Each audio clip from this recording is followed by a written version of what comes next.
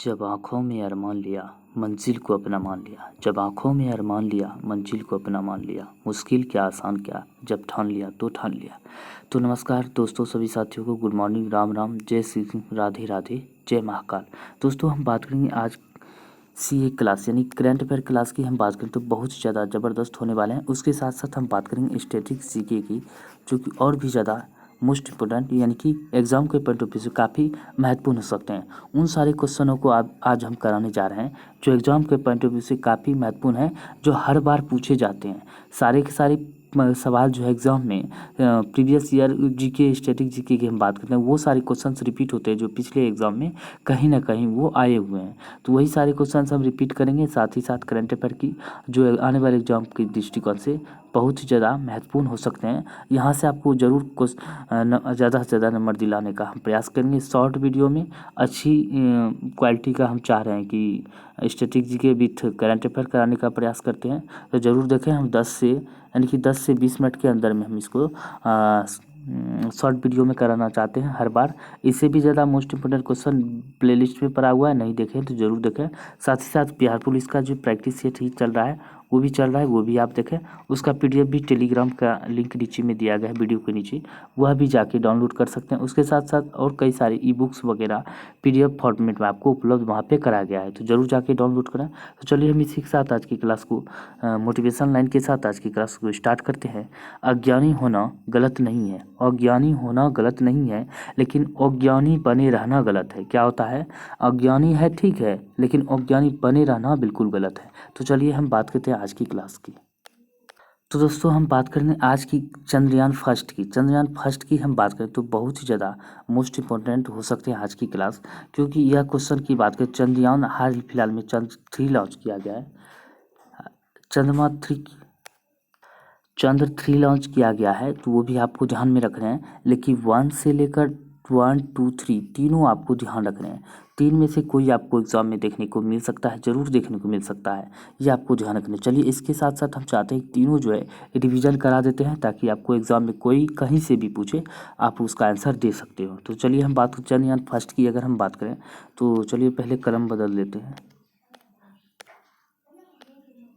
Chandrayaan first की बात करें तो इसको लॉन्च कब किया गया था? 2008 में किया गया था लॉन्च, ये आपको ध्यान रखना है। उद्देश्य क्या था? चंद्र सतह का अध्ययन करना, यानी कि चंद्रमा सतह का अध्ययन करना इसका उद्देश्य था। ये ज़्यादा इंपॉर्टेंट नहीं है, लेकिन कब लॉन्च किया था ये इंपॉर्टेंट है।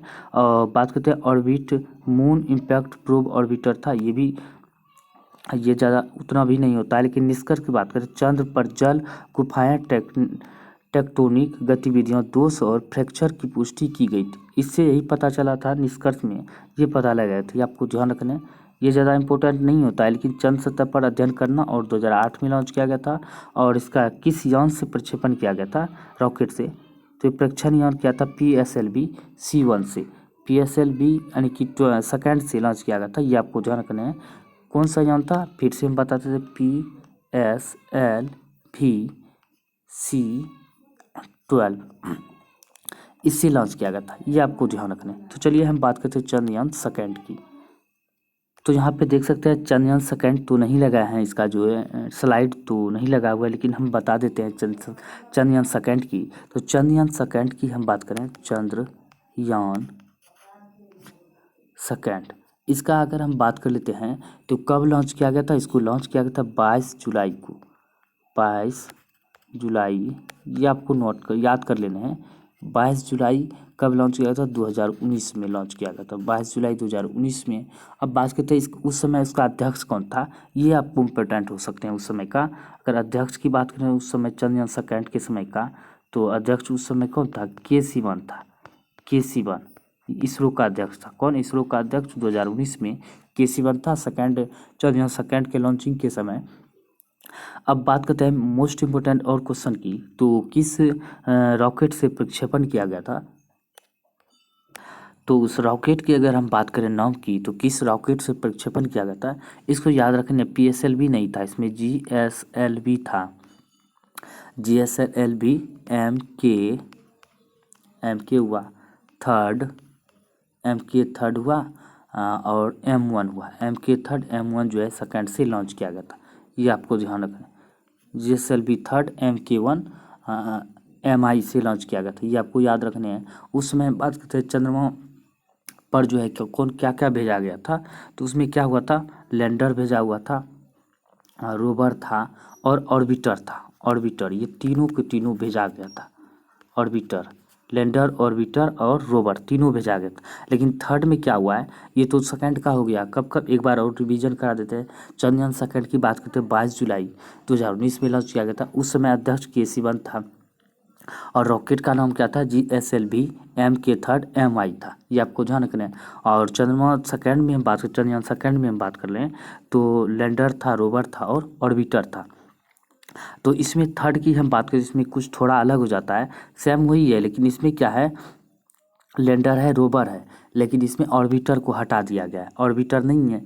चंद्रयान सेकंड की, थर्ड की हम बात करें तो ये 2023 में लॉन्च किया गया है। 5 तारीख को हम बात करते हैं चंद्रमा की कक्षा में सफलतापूर्वक 5 अगस्त को ये प्रक्षेपित हो गया, ये आपको ध्यान रखना है। इसका उद्देश्य क्या है, ये काफ़ी इंपॉर्टेंट हो जाते हैं उस उद्देश्य। ये इसका उद्देश्य है चंद्र ध्रुवीय अन्वेषण मिशन के लिए लैंडिंग क्षमताओं का प्रदर्शन करना, ये उद्देश्य है। चंद्र ध्रुवीय अन्वेषण मिशन के लिए लैंडिंग क्षमताओं का प्रदर्शन करना। बात करते हैं अवयव की, हम बात करते हैं पॉपुलेशन, पोपल्सन मॉडल और लैंडर रोवर है, ये आपको ध्यान रखना है। प्रक्षेपण यान की बात करते हैं LVM थर्ड से भेजा गया है। किस यान से, LVM थर्ड से भेजा गया है। बात करते हैं लैंडिंग साइट की कब हुआ था, चंद्रयान दक्षिणी ध्रुव पर, यानी चंद्रमा के दक्षिणी ध्रुव पर इसका लैंडिंग कराया गया है, ये आपको ध्यान रखना है। तो इस समय आपको पता ही है चंद्र इसका जो है अध्यक्ष कौन है इसरो का, ये आपको कमेंट करके बताना। अभी वर्तमान में इसरो का अध्यक्ष कौन है, ये आपको कमेंट करके बताना है। चलिए हम अब आगे की ओर बढ़ते हैं। तो एक नज़र में और भी हम बात कर लेते हैं, इसको रिवीजन कर लेते हैं एक नज़र में। चीफ ऑफ डिफेंस स्टाफ वर्तमान में CDS जो है अनिल चौहान है। आप पहला कौन था, पहला फर्स्ट CDS की हम बात करते हैं, जनरल बिपिन रावत था। कौन, बिपिन रावत, वो भी उत्तराखंड का था, ये भी उत्तराखंड का, ये आपको ध्यान रखना है। अब बात कर लेते हैं नियंत्रक एवं महालेखा परीक्षक की बात करें, यानी कि कैग की, तो गिरीश चंद्र मुर्मू है, किस नंबर के हैं, तो ये 14वें क्रम का है। अनिल चौहान किस क्रम का है, दूसरे क्रम का, ये आपको ध्यान रखना है। भारत के लेखा महानियंत्रक यानी कि CGA की बात करें तो SS दुबे हैं जो कि 28वें क्रम का है, ये आपको ध्यान रखना है। अटॉर्नी जनरल ऑफ इंडिया की बात करें तो RK वेंकट रमनी है, अभी आपको ध्यान रखना है वर्तमान में। सॉलिसिटर जनरल ऑफ इंडिया की बात करें तो तुषार मेहता है। कौन, तुषार मेहता। अब वही बात करते हैं इसरो के अध्यक्ष कौन है, तो S सोमनाथ जो है इसरो का अध्यक्ष है, अभी वर्तमान है। क्वेश्चन भी पूछे थे, इसका आंसर भी आ गया, 10वें क्रम का है।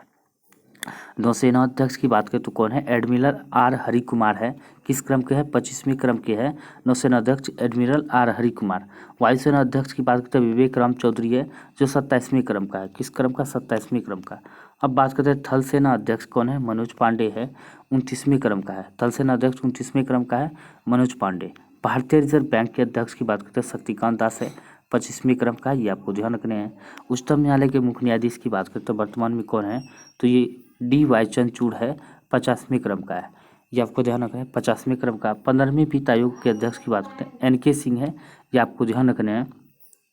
भारत के प्रमुख चुनाव आयुक्त की बात करते हैं राजीव कुमार है, 25वें क्रम का है, ये भी आपको ध्यान रखना है। भारत के प्रमुख सूचना आयुक्त की बात करें यशवर्धन कुमार सिन्हा है, यानी कि 11वें नंबर यानी कि 11वें क्रम का है।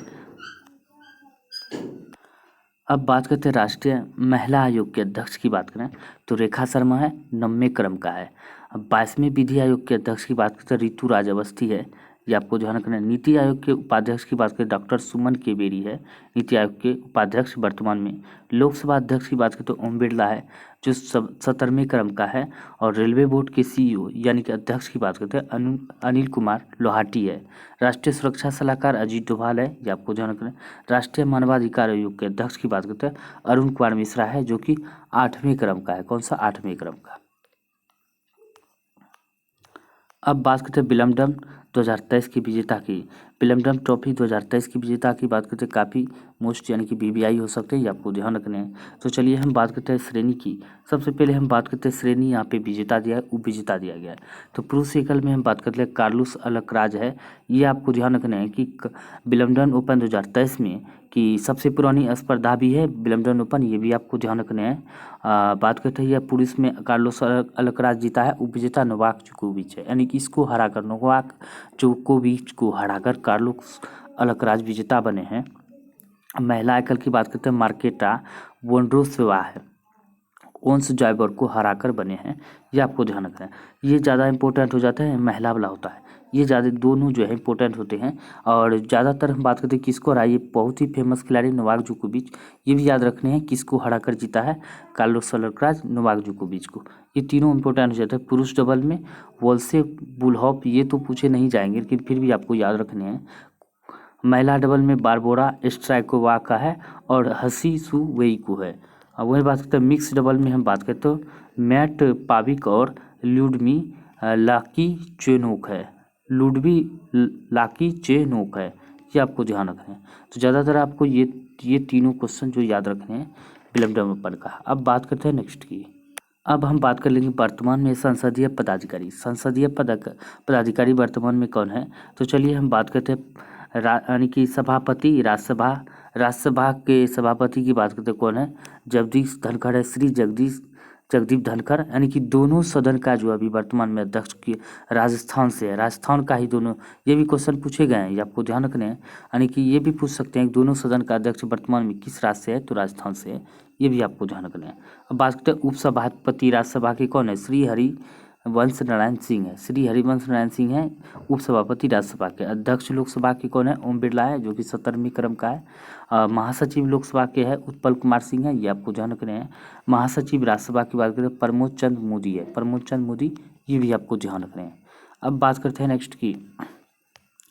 अब यहाँ पे मोस्ट इंपॉर्टेंट क्वेश्चन हो जाते हैं अरब सागर में गिरने वाली नदियों की। तो अरब सागर में गिरने वाली नदियों की हम बात करें तो बहुत ही ज़्यादा इंपॉर्टेंट होते हैं, ये आपको ध्यान रखने हैं। ये हम फिगर से, मैप से समझने का प्रयास करेंगे। तो चलिए हम मैप से इसको समझते हैं। तो यहाँ पे दिया गया इस साइड अरब सागर हो जाता है, ये देखिए अरब सागर है, ये हो गया अरब सागर। यहाँ पे हो गया बंगाल की खाड़ी, बंगाल खाड़ी, ऐसे शॉर्ट में हम लिख दिए बंगाल खाड़ी है, ये आपको ध्यान रखना है। अब यहाँ पे दिया गया है कौन कौन सी नदी जो है अरब सागर में गिरती है, तो इसका जो है लूनी है, साबरमती है, और नर्मदा है, ताप्ती है, मीठी नदी है, मांडवी है, जुआरी है, सरस्वती है, भरतपुजा है, पेरियार है, पुम्बा है। अगर इसको शॉर्ट फॉर्म में हम बात करें तो कैसे याद रखने हैं, तो इसको क्या है, नमस्ते लंदन इसका ट्रिक होता है, नमस्ते लंदन, लंदन क्या होता है, नमस्ते लंदन जो ट्रिक है इसका शॉर्ट है, जो कि पश्चिम दिशा में बहने वाली नदी है।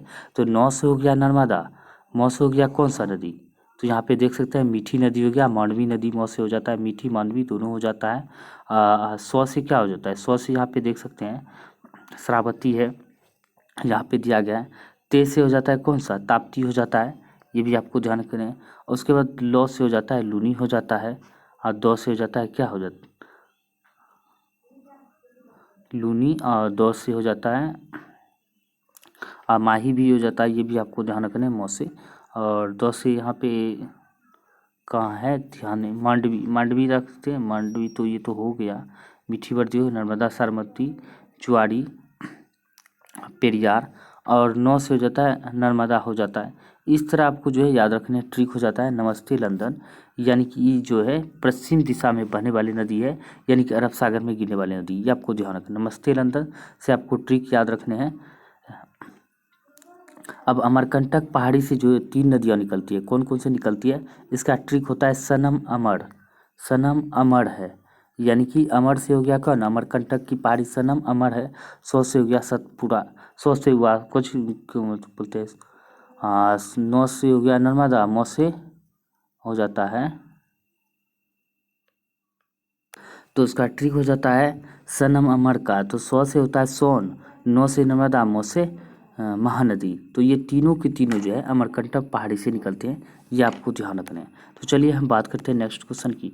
अब बात करते हैं नीति आयोग की। तो ये एग्जाम में सबसे ज़्यादा छपने वाला क्वेश्चन है नीति आयोग, यानी कि एग्जाम में ये किसी भी एग्जाम में पूछ लिए जाते हैं यहाँ से एक क्वेश्चन। तो हम बात करते हैं वर्तमान में नीति आयोग का अध्यक्ष की बात करें, श्री नरेंद्र मोदी है। नीति आयोग की शुरुआत कब हुआ था, 1 जनवरी 2015 में, ये आपको ध्यान रखना है। योजना आयोग के जगह पे इसको शुरुआत किया गया। उपाध्यक्ष बात करें वर्तमान में सुमन के बेरी है। सीईओ की बात करते हैं श्री BVR सुब्रमण्यम है। इसे national institute of transforming India, इसका फुल फॉर्म नीति आयोग का कौन है? National institute for transforming India के नाम से जाना जाता है। भारत सरकार का एक नीति यानी कि थिंक टैंक है, ये भारत सरकार का थिंक टैंक है। और यहाँ पे देख सकते हैं, यहाँ पे 1 जनवरी 2015 को शुरुआत हुआ था, जो कि योजना आयोग की जगह लिया है। योजना आयोग जो हम बात करते हैं 50 में अस्तित्व में आया था, 1950 में। नीति आयोग भारत सरकार की प्रमुख नीति निर्माण संस्था के रूप में कार्य करता है। केंद्र व राज्य सरकारों को सलाह, दीर्घकालीन और अल्पकालीन रणनीति तथा तकनीकी दोनों प्रदान करता है। अब बात करते हैं नीति का प्राथमिक उद्देश्य भारत में सहकारी संघवाद को बढ़ावा देना, जहां केंद्र सरकार और राज्य सरकार नीतियां बनाने और विकास कार्यक्रम को लागू करने में मिलकर काम करती है। इसका उद्देश्य पूरे देश में आर्थिक विकास, सतत विकास और सामाजिक कल्याण को बढ़ावा देना होता है। बात कर लेते हैं एक और मोस्ट इम्पोर्टेंट क्वेश्चन की। तो यहाँ से हम बात कर लेते हैं भारत का वर्तमान में जो है सबसे लंबा राष्ट्रीय राजमार्ग पथ है NH-44 है। ये आपको ध्यान रखना है। पहले इसका नाम क्या हुआ करता था? NH-7 हुआ करता था। इसका अब नाम जो है परिवर्तन करके NH-44 कर दिया गया है। यहाँ पे देख सकते हैं जो कि कितना लंबा है NH-44, तो 3745 किलोमीटर लंबा है। ये आपको ध्यान रखना है। भारत का सबसे लंबा नेशनल हाईवे है।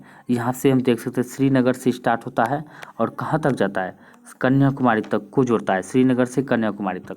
ये आपको ध्यान रखना है। अब यहाँ पे पूछ सकते हैं कि यह कितने राज्यों से होकर गुजरता है? कुल 11 राज्यों से होकर गुजरता है। यानी कि बात करें तो भारत का सबसे लंबा राष्ट्रीय राजमार्ग जो है 11 राज्यों से होकर गुजरता है, 3745 किलोमीटर लंबा है। ये आपको ध्यान रखना है। तो दोस्तों उम्मीद करता हूँ कि यह जानकारी आप सभी को बहुत ही पसंद आए। वीडियो को लाइक करें, शेयर करें, चैनल को सब्सक्राइब जरूर करें। अगर कोई सुझाव देना हो तो वीडियो के नीचे एक कमेंट जरूर करें। और इसका PDF अगर चाहते हैं तो टेलीग्राम में ज्वाइन करें। उसके अलावा और कई सारी PDF भी वहाँ पे प्रोवाइड कराया गया है। तो मिलते हैं अगले वीडियो में, तब तक के लिए जय हिंद, जय भारत।